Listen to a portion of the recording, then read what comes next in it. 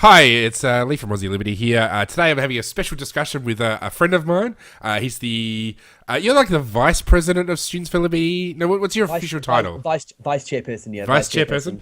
Andie Moore, he's a Kiwi, he's a good guy. They pronouns. What? They pronouns. They pronounce, sorry. My apologies. That's okay. That's fine. Yeah. They are joining me. And we're going to talk about speech, and we're going to talk about kind of the entire Eddie McGuire-Caroline Wilson, Steve Price, Van Badham saga and sexism and speech. So, yeah, let's get into it. So your take, and you've been on Facebook sort of defending some of this stuff. Like, what's your initial take of what Eddie McGuire said to Caroline Wilson? I should say, for the benefit of anybody watching, if you're not familiar, basically the situation was Eddie McGuire, who's the president of the Collingwood Football Club, he's a media personality, and they were talking about this charity thing where people were sort of being in one of those donkey machines, and somebody said that they were willing to pay $10,000 to see Caroline Wilson, who's an AFL columnist, be dunked. And then Eddie McGuire said, well, I'll pay $50 to see her stay under. I think that was the initial quote. Yep.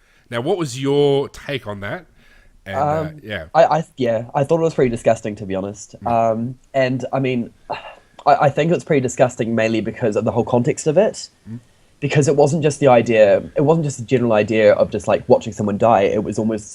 It sounded contextually as the idea of paying for someone it sounded contextually as the idea of paying for domestic violence against someone. Sure. And the whole, when you're discussing things in what is already quite a masculine culture, which is AFL, with kind of like a whole lot of argy-bargy and kind of like joking from man to man about what's acceptable, what's not acceptable, politically incorrect stuff. The whole context of it kind of made it quite inappropriate, I found. Okay.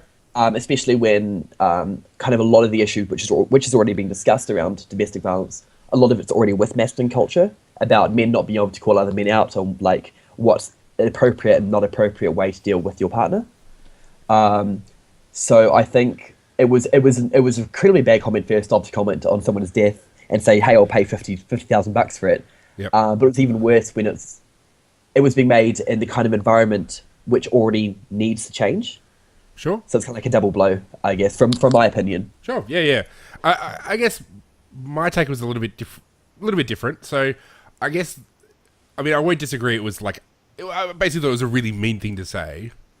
It's a pretty ugly sentiment to say that in any circumstance. Like, it's not like Caroline Wilson is alone in people saying that stuff. I mean, if you read the kind of people responding to any form of sort of columnist, there's stuff even today I read about somebody saying they'd like to see Tim Blair, the Daily Telegraph columnist, be killed. I'm sure all of them cop it. And it's always ugly. I guess for me though, the difference I would draw, and I guess we'll talk about the domestic violence stuff, particularly when we get to Q&A and what was said on Q&A.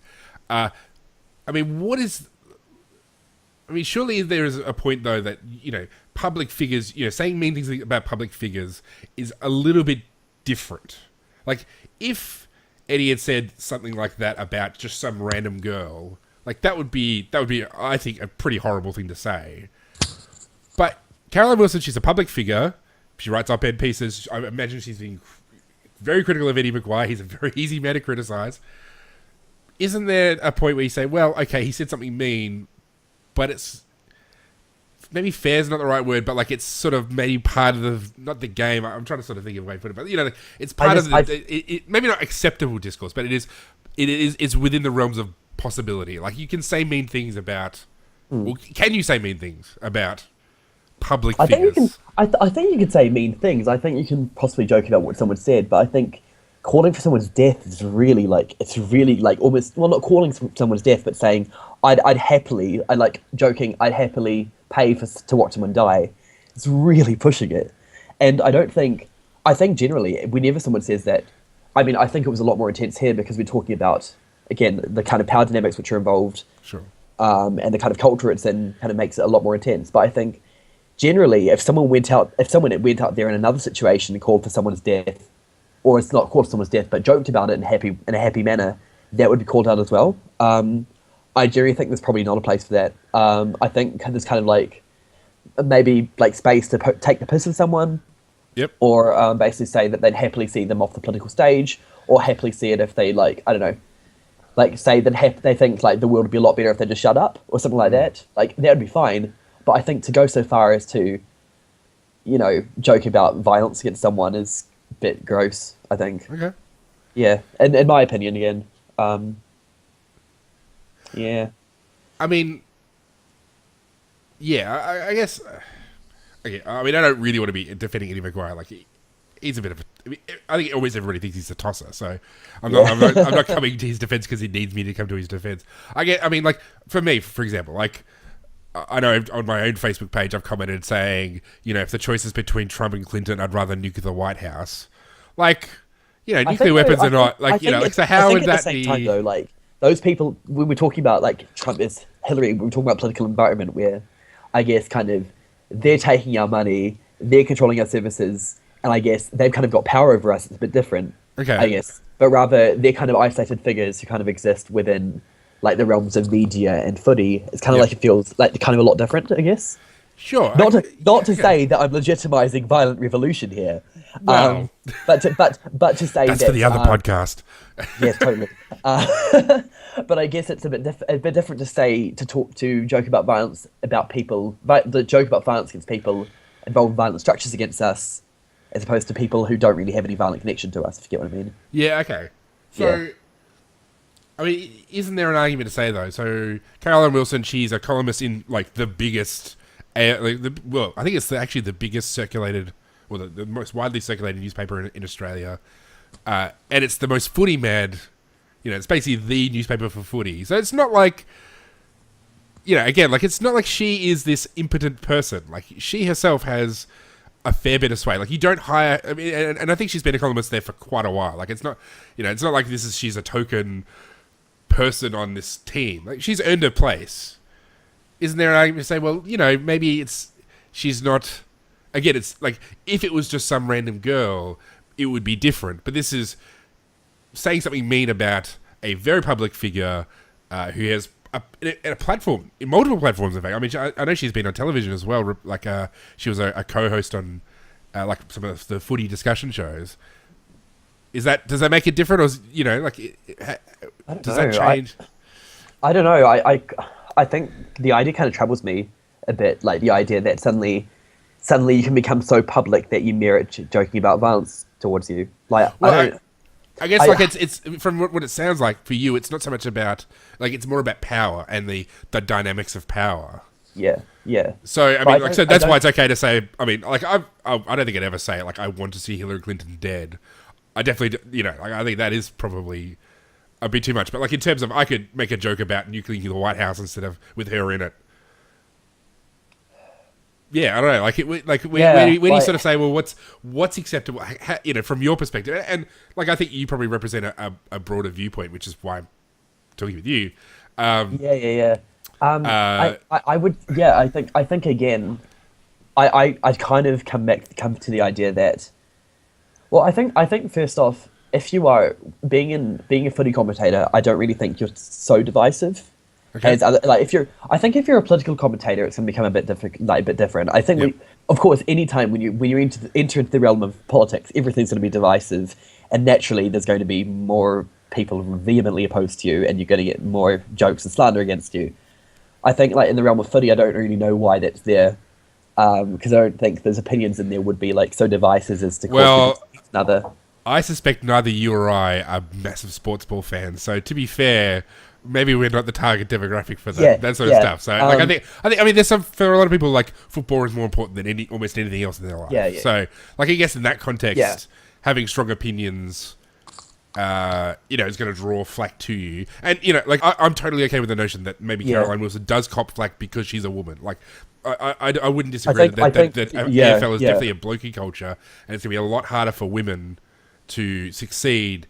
Especially since like they can't actually, like a lot of media are ex-players, and obviously women can't play in the AFL, so it's going to be very difficult to sort of work your way up the food chain.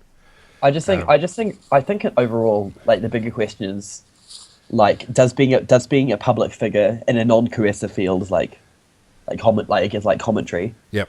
I think in a non-coercive field, does that make violence expect? Does it make like jokes about violence expected? Yep. Because I think there's like a bit of a line between like, I guess like just a joke about you, or joke about you being shut up, or like going away, or like not being involved publicly, and then like going out and then saying I want them drowned. Yep. Yeah. So I think that's a larger thing. And of course, again, there's the cultural implications, which Sure. is the other discussion. And I guess we're probably both coming from the perspective of, I don't think either of us would like to see this sort of stuff outlawed. It's more about cultural, what. I mean, actually, maybe I should ask you. If it's a direct threat. Yeah, obviously it's a direct threat, but yeah, yes. But I mean, I don't think you can really say like what Eddie said was a direct threat. Like, he really saying, "I want somebody to die." That's not saying I'm sure if he walked past Caroline Wilson drowning, like actually drowning, like I'm sure he would stop to get like, well, maybe he's a bigger dickhead than we know, but like most people, even if you don't like them, you'd probably go and save them. Like it. Yeah. Like yeah. That's joking. That's more joking about it than a direct threat. Yeah. That's not to say it's not serious and we shouldn't condemn it. Yeah, sure. Yeah. I guess that's I just want to make it clear for anybody. It's not grounds it's not grounds for banning it. I don't think. Yeah, like I guess because like a lot of people on the left would say that we should ban that kind of stuff. Like they are, where I guess both being libertarians, like we would say, I don't know. We'd probably like it's either like publicly. I don't know if they publicly would. I don't think they publicly would. I mean, of course, when we get to things like campus, it gets a bit more dodgy. Yeah, but I think in a public environment, I'm not sure. I mean, I know what you're saying. I guess a lot of the left would take a very broad view of things like Racial Discrimination Act, and I guess a lot of them would want a something like the Sexual Discrimination Act to probably cover some of the same things that the Racial Discrimination Act covers. Because I'm sure, like, if you said a racial comment, it's possible you could be prosecuted for it. I'm not saying like they would. Well, let's move on to like the domestic violence side of things, because I guess this is another thing which I guess we will probably disagree about. So let's talk about the link between these sorts of things. So, and this is where it comes into Q&A, and we'll get into Van Badham and Steve Price. Yeah. So the last Monday just gone. So that would be the what day? 11th of June. 11th of July, sorry, 11th of July. There's a question on ABC's Q&A where essentially this issue was brought up again. A person talked about how his, I think it was his sister, was murdered by her ex-partner, and then sort of asked the panel about like the connection between Eddie explicitly mentioned what Eddie McGuire said about Caroline Wilson and the link between that and Vera. So in your mind, do you think there is a link between stuff like comments like what Eddie said and domestic violence? I very much take like in the question they talked about the normalisation of violence, I guess, and I kind of very much take the Andie on this, that it's not that it causes domestic violence, it more just desensitizes us to it, or it more kind of makes us. It's like, I guess it's kind of also the idea with rape culture. It's like it's kind of the idea that certain actions are just accepted as being. And therefore we can joke about it. We don't have to take it so seriously. But when it does come up, maybe we do something. It's more like not seeing it as an epidemic, or not seeing it as so much of a problem which will go away, I guess. And also kind of the idea that like a certain amount of violence might just be acceptable, which has kind of been some of the material in like some of the other jokes that you hear about DV. Like, which mainly come out of masculine cultures. So it's kind of just the idea of not really taking it seriously enough, I think. And also just, I think it's just the idea of not having to say, well, that joke's just not okay. Like, you don't joke about that stuff. Like, the idea that DV, like, things about DV just simply are jokeable things. I think that kind of just shows that we're not really taking it seriously enough, I guess.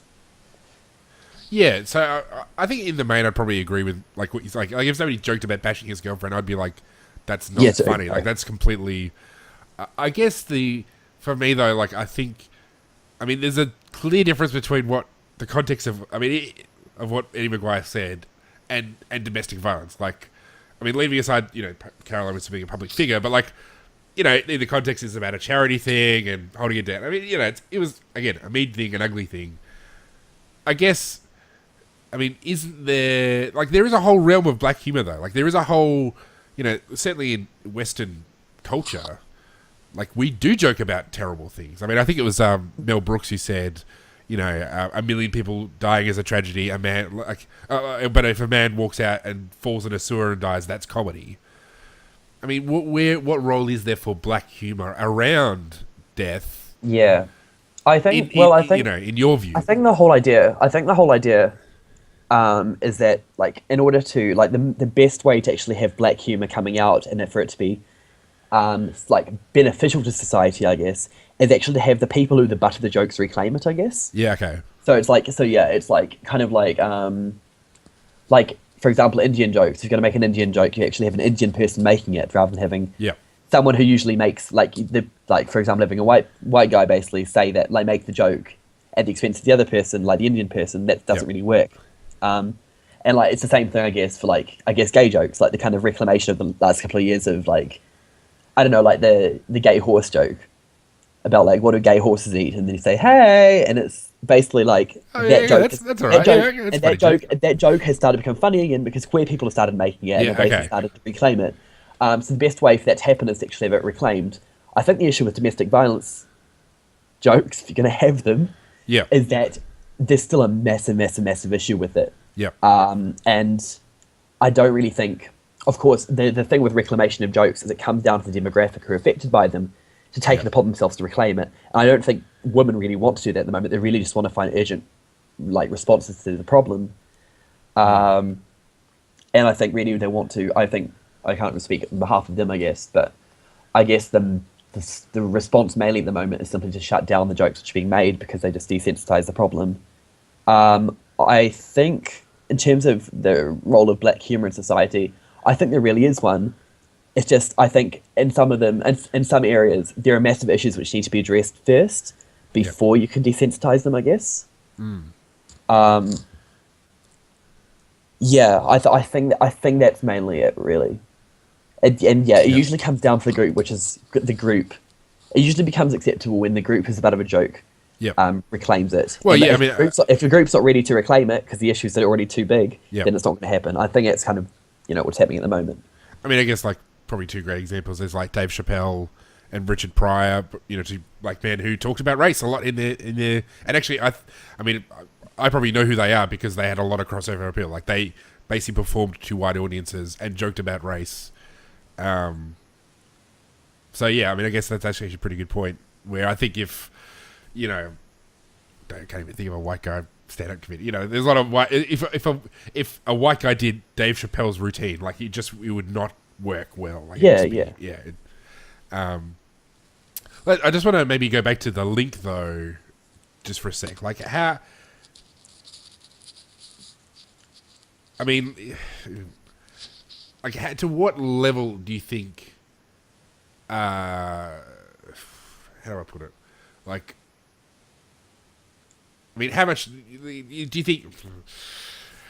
I'm waffling. Like, so, in terms of normalization, though, like, how closely do you sort of hold people who? So, like, how personally responsible would Eddie be for? I mean, because I guess that was in the context of the Q&A question. It was pretty much, he said this thing, my sister died, therefore Eddie is responsible.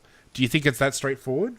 I don't think it was as responsible. The question at the end came down to that it normalizes certain violence. And how does he... I forgot exactly what the question matter was, but it was more to do with his role in normalizing violence, I guess. Not in terms of causing violence, I think, just normalizing its existence and not solving it. So I think it's a bit more indirect. But what do I think the role is now? I think just the whole joke, the whole idea of just the whole idea of basically saying, like, paying for drowning a woman. You never really hear that with men, I don't think. It doesn't strike. I don't know, that might be my personal view, but it never strikes me something that ever really gets said about men paying to have a man drowned. It's also the act of drowning, like the actual choosing of talking about a drowning of someone. It's really something which isn't normally used. And Sure. I think, I think that's just the specific when context of like yeah, the event they were talking about, and like I don't think it's yeah. But you know I I don't think Eddie I don't McGuire's think policy is to go around drowning women as a I as a think I general don't rule. think though. I think there's also the whole thing of like the amount more death threats or violence threats that women get as opposed to men. I think it's kind of there's kind of that as well there. Yeah. It's just I don't think it would be as likely to happen. It wouldn't. I don't think it would have happened really. A kind of joke would be made like that if it were for a male commentator. It's hard to know. I mean, like I know It's hard to say that, but it doesn't strike me as something that would happen. I mean, I know certainly, like someone like David Leyonhjelm, the New South Wales senator. Every time there's an article talking about him about guns, like there's a billion comments on Twitter saying, "Well, I hope somebody kills you because of your support for guns." So I imagine someone like Andrew Bolt probably does cop a lot of threats. I don't. That's not to say I don't think it's a bigger problem for women. I guess it's just hard to really know. Like, I guess so. They'll but be certainly again. They're both in the political sphere, though. They're very much involved in very, very controversial subjects. But with her, she's going to have opinions because she's an opinion writer. Yeah. But she's an AFL commentator. Yeah. And I mean, yeah. I think the examples are a little bit different there. But I mean, if you took women senators in Parliament, I don't know. I must say I still don't know too many names. But like someone like Leah Rhiannon, I imagine she gets lots of shit like that as well.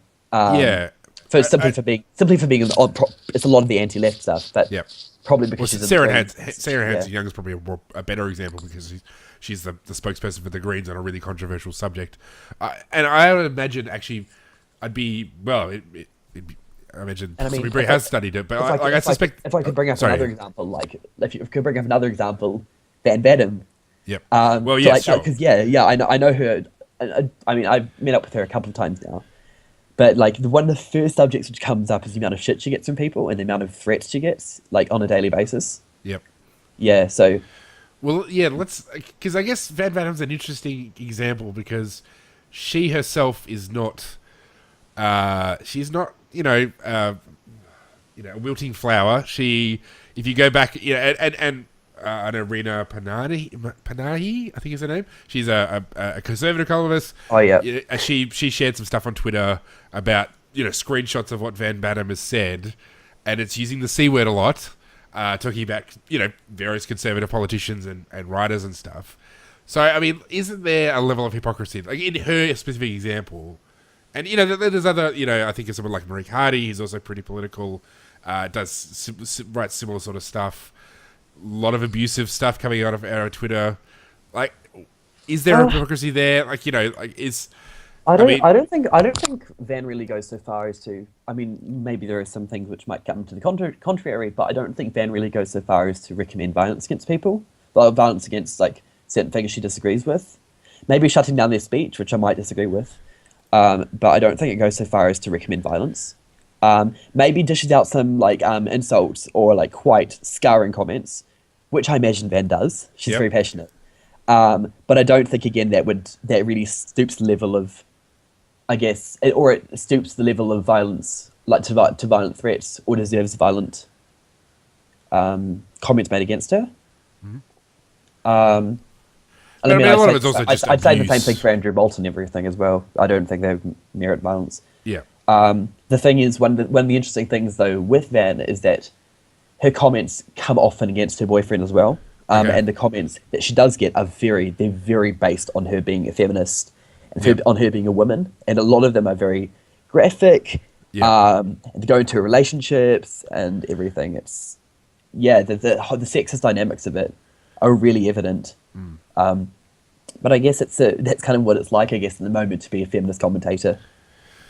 Yeah. To be a feminist commentator, you do get specifically those things, I guess. And certainly that's something that I've noticed from a lot of these comments is a lot of putting like, it's not just about violence, but it's also about power, which is a lot of these abuses taken as sort of essentially putting them back in their place, which I think is definitely a dynamic which you wouldn't say about a bloke. Like, it'd be weird to sort of even conceptually think about it that way.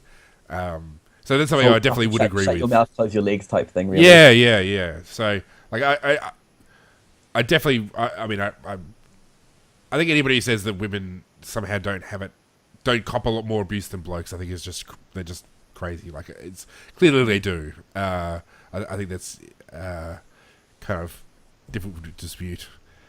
Yeah, I just think the whole way that the threat, like the joke's been dealt with, the joke, which again I think sounds a lot like a domestic violence story first off, but the way that was dealt with and kind of defended by Steve Price on Q&A, it's kind of just like, oh, it's just a joke. It never really happens outside of like those kind of like masculine environments. It doesn't really like certain jokes about violence don't really get defended in such a manner. And it's also kind of the idea of this, like, there's almost like this masculine safe space that you can't attack. You've got to leave it as it is, and you can't challenge it. Yeah. And it's funny because once that is attacked, you then, like, the response often comes from the conservative right of, well, we can't joke about anything anymore. Everyone's so sensitive. So, like, it just seems really interesting the way that all the responses come in. In the way that kind of like, I guess, jokes from masculine environments are defended, like the way that they're defended, I guess. Yeah. I mean, I think a lot of that is tribalism, though. You know, like, I think, it's funny. So I read Andrew Bolt every day because I don't know why. I just do. Maybe I'm just nuts. But no, I know what you mean. Yeah, we all have that far right person we read because we hate them, but we're really fascinated by them. Yeah. So it's funny, and I think one of the reasons I read Bolt is because he's kind of like, he is the absolute median conservative commentator. Like, basically, I don't know if he does it deliberately or if it's just how it works out, but like, I think basically if you read him and read what he says, he pretty much has the view that's kind of right in the middle of kind of the conservative movement. And I think it's he always criticizes tribalism on the left, but I don't think he seems to recognize it on the right. Like, especially when it comes to the culture wars, it's like, well, if this left person says this thing against this right person, I have to defend this right-wing person. Like, and maybe as a libertarian, like, I just don't feel like I have a horse in that race at all. Like, I don't give a crap. If they said something stupid, they said something stupid. But yeah. Cool. Well, I can't really think if there's probably more we could talk about, especially, like, probably is, so much, like, actually. I think there probably is, like, the disempowering of men through language, but it's obviously not in this regard, but I think there's probably other regards which we could probably talk about another time, of, like, how sort of masculinity, I guess, like, it sort of undermines men in unhelpful ways through language, but yeah, in the different sorts of ways and in different sorts of contexts. So, but yeah, that's for another discussion. Well, thank you for joining me. And I should actually say to anybody, like, I had Andie join me because I saw they had was saying stuff on Facebook, and I was like, this is interesting, and I disagree, and I want to talk about it. I hope I've communicated it well. I feel like I've stuffed a lot and screwed up the message, but well, it's two non-females talking about a subject about women and language. So I just want to sort of say that it's not.